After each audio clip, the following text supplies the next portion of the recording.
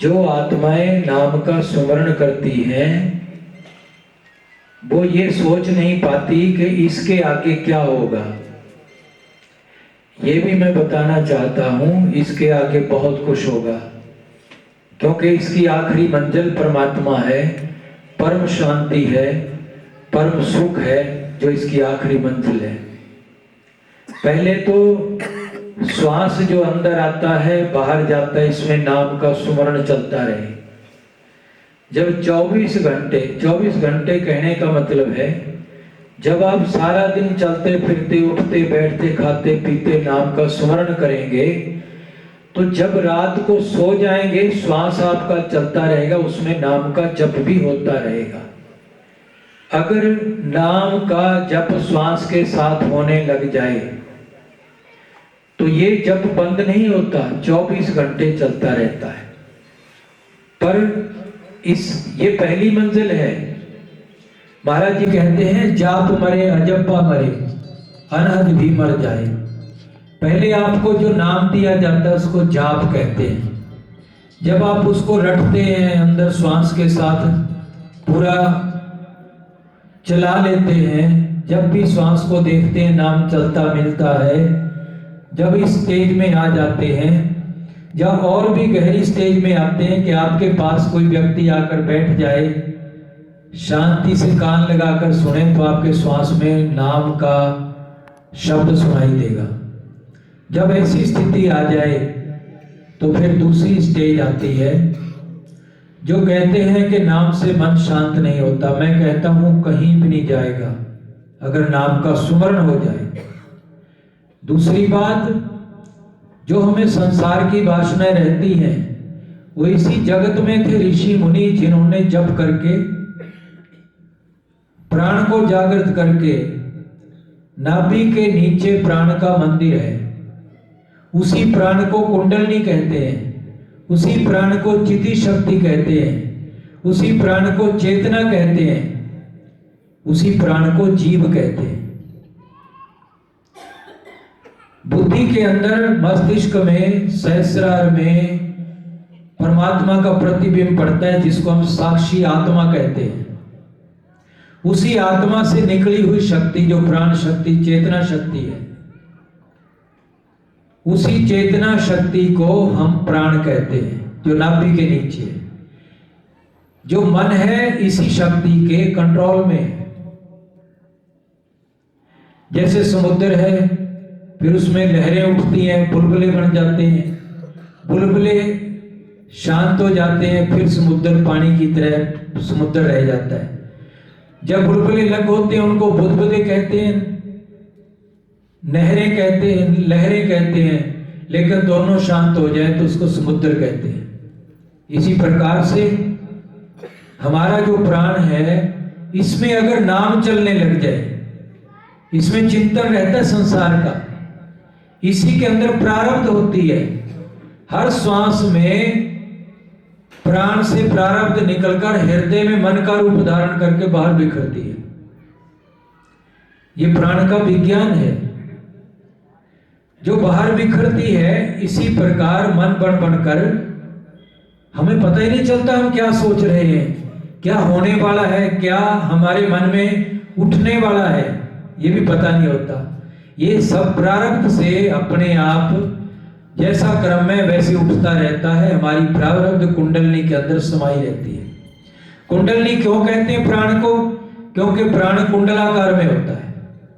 जब ये सुषुम्ना नाड़ी के अंदर रहता है प्राण, तब ये 3 पेच में लिपटा होती है सुषुम्ना नाड़ी। इसीलिए सुषुम्ना नाड़ी को बंकनाल कहते हैं। मतलब यहां आकर बंकी है, टेढ़ी है, 3 बल है इसमें। ये 2 दफा 2 जगह पर आकर सुषुम्ना नाड़ी बंकनाली कहलाती है। एक तो जैसे मूलाधार से शुरू होकर रीढ़ की हड्डी के साथ साथ ऊपर जाकर फिर ऐसे घूम के मस्तिष्क में आकर वहां टेढ़ी होकर वहां आ जाती है। दूसरी 3 पेच नीचे लगे हुए हैं मूलाधार में, उसी में जब जागृत होती है, जब नाम का जप करेंगे तो उसमें 2 नाम है फर्ज किया, एक ओम है एक सोहम है।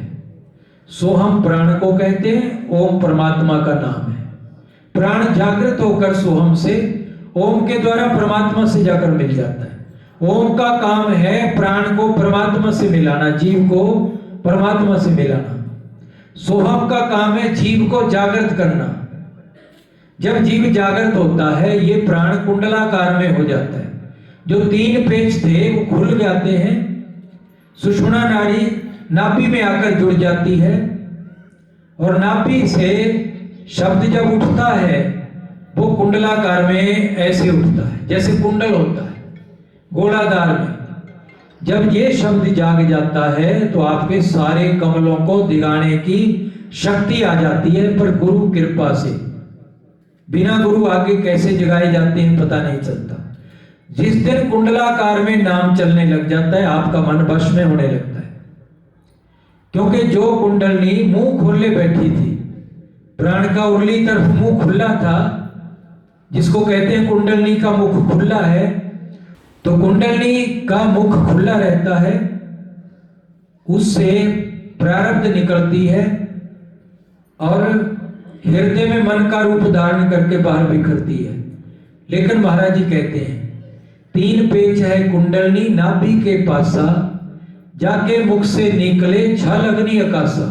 कहते नाभि के पास है, उसके अंदर से कर्मों की झललाट निकलती है और हृदय में मन का रूप धारण करके बिखरती है। फिर अगली दोहा कहते हैं महाराज जी कि बड़बा नल का द्वार है नाभि के नीचे, ये सतगुरु भेदी मिले तहां अमृत सींचे। बड़बा अग्नि है, जठरा अग्नि है, ये अग्नि है जो हमारे भोजन को हजम करती है। तो महाराज जी कहते हैं उसका नाल जिसमें ऊपर से रस झड़के बूंद झड़के जठरा अग्नि पर पड़ती है, अगर कुंडलनी का मुंह बंद कर दें, जो उसके अंदर बूंद जाती है अमृत की, वो हटकर जठरा अग्नि पर पड़ने लगती है।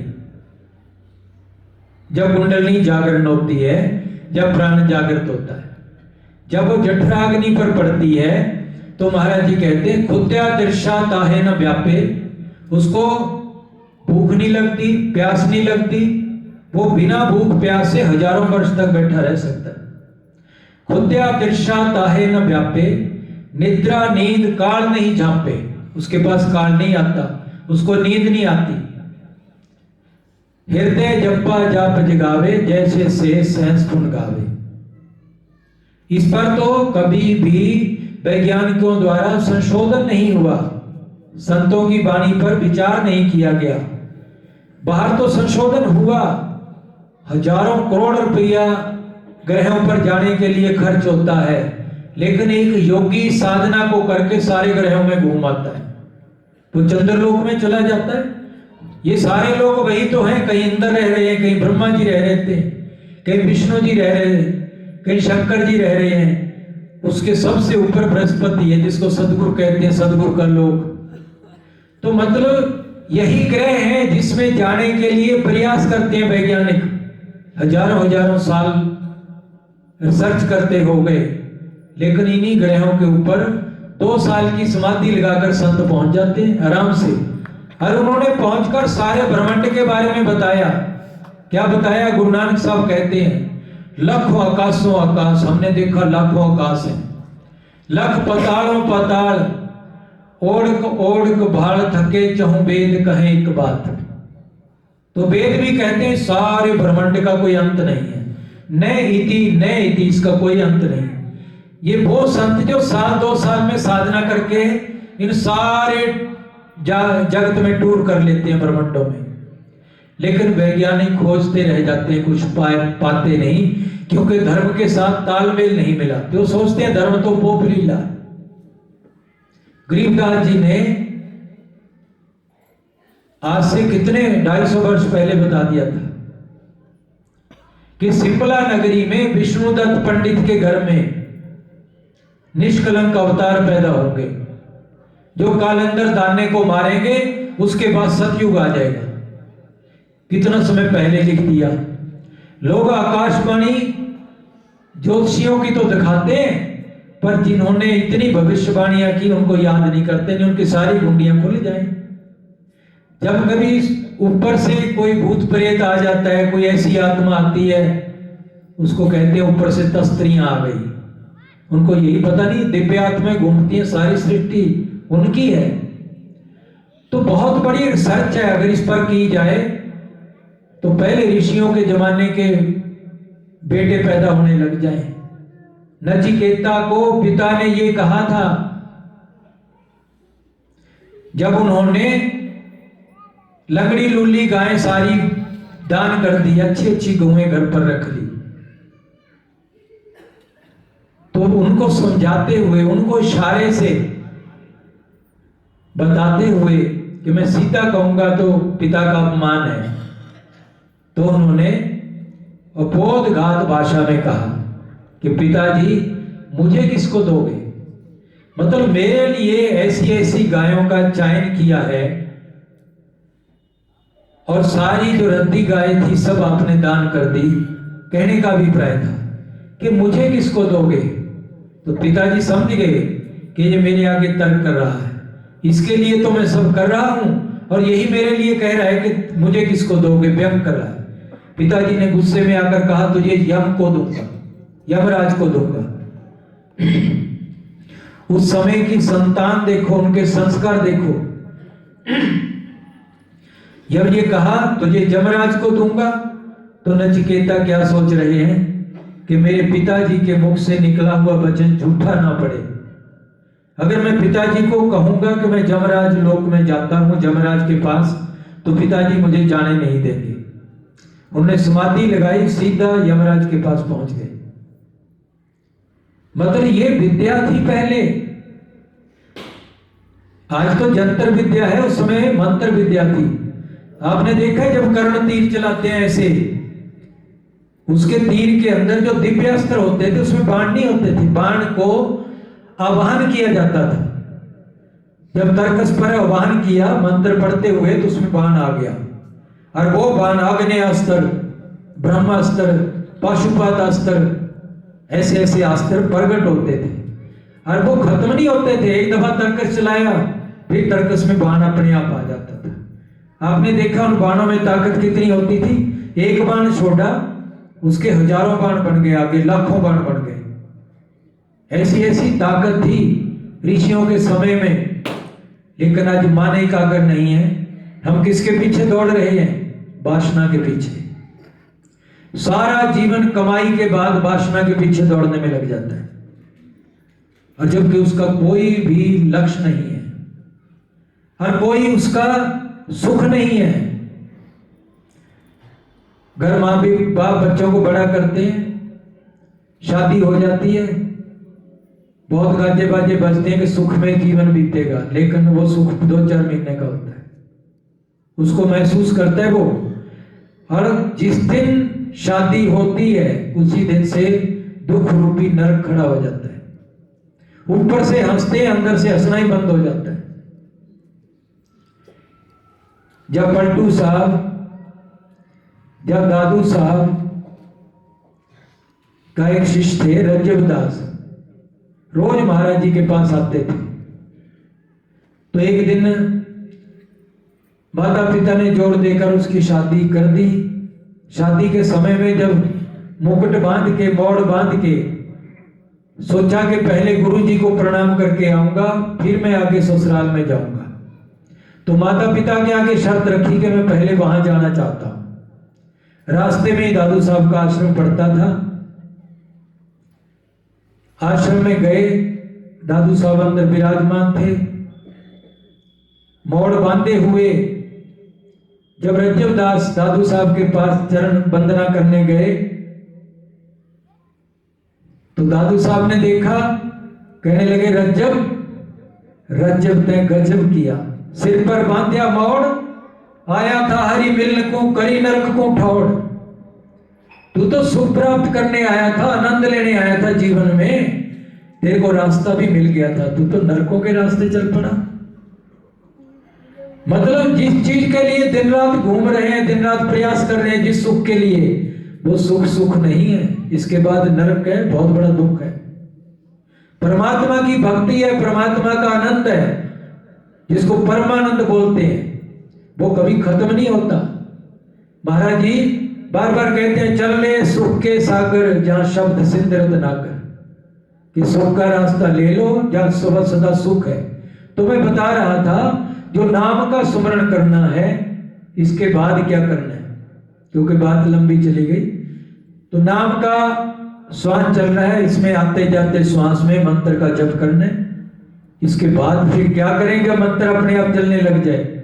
फिर आप शाम को या सुबह अमृत वेले, रात को सोते समय, दोनों समय अभ्यास कर सकते हैं। कानों के पर्दे को बाहर से ऐसे बंद करो जो कान दुखे भी नहीं और कान का बाहर की आवाज बंद हो जाए। फिर आपको अंदर की आवाज सुनने लगेगी। पहले ब्लड सर्कुलेशन की, सारे नस मंडल नाड़ियां जो है इनकी आवाज आएगी। जो अंदर मशीनरी चल रही है, जो हजम करती है, सारे जो 7 धातु बनाती है, ऐसी मशीनरी है, कभी सुनी नहीं होगी। इसमें देखो ना, अलग कान में मैल आ जाती है, इतना भोजन कर लो कान में मैल अलग आ जाएगी, मुंह पे थूक अलग आ जाएगा, नाक में मैल अलग आ जाएगी। जो खून बढ़ना है वो खून बढ़ जाएगा, जो धातु बढ़नी है धातु बढ़ जाएगी, हार्ट बढ़ना है हार्ट बढ़ जाएगा, मांस बढ़ना है मांस बढ़ जाएगा। ये परमात्मा ने ऐसी मशीनरी बनाई है, कभी ओवरहाल नहीं होता इसका, सारा जीवन चलती रहती है।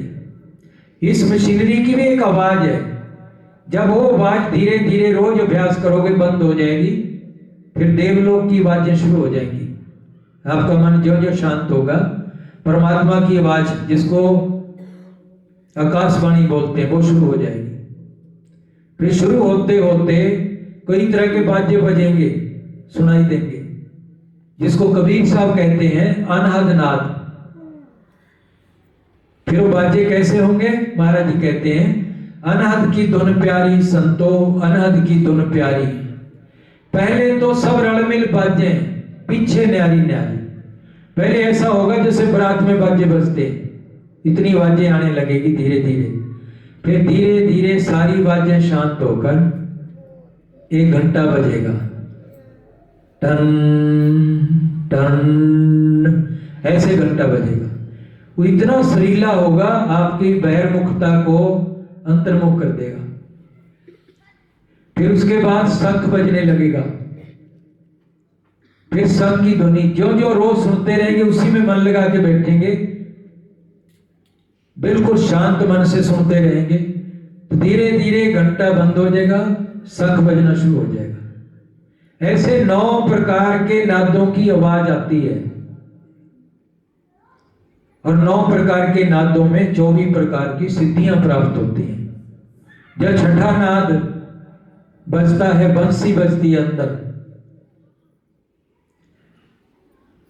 कहावतें तो बहुत सुनी है, कौन बजाई बंसरी सुनी 3 तरलोक, 4 शख्सों को ना सुनी वो कहां गए थे लोग।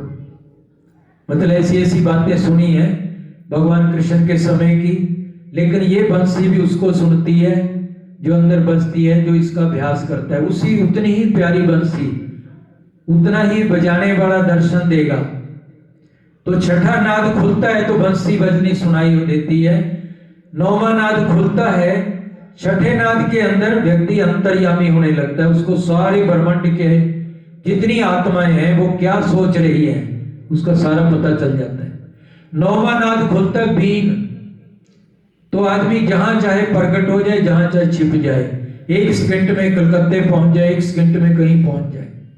तो महाराज जी कहते हैं इन्हीं शब्द के अंदर, शब्द महल में सिद्धि 24 हंस विछोड़े विश्व बीसा।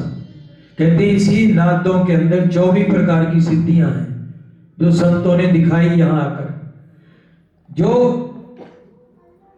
आत्मा इन नादों को सुनती रहती है और सिद्धियों के पीछे नहीं पड़ती, तो उसको 10वां नाद ओम सुनाई देता है। ओम को सुन सुनकर, क्योंकि ओम परमात्मा का नाद है, ओम को सुनकर आत्मा परमात्मा के साथ पास चली जाती है।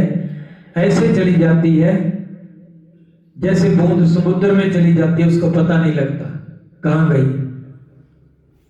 कबीर साहब कहते हैं मिलके बूंद समुद्र में बहर ना आई कोई।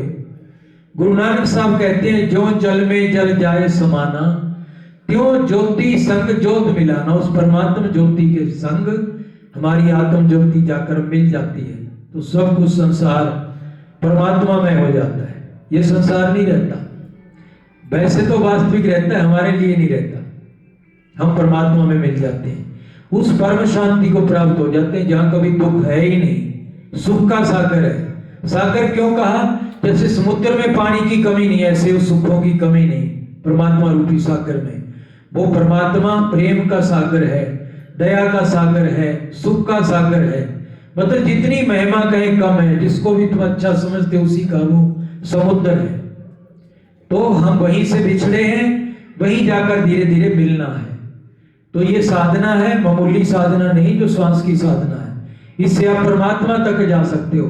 टाइम आपको निकालना है, हर युक्ति गुरु बताएगा, टाइम गुरु नहीं बताएगा। सुबह जल्दी उठोगे, नास्तिकपना नहीं करोगे, सतोगुण भोजन लोगे तो कभी ना कभी आपको उस परम शांति की तरफ रास्ता मिल जाएगा और आप उस पर अग्रसर हो जाएंगे।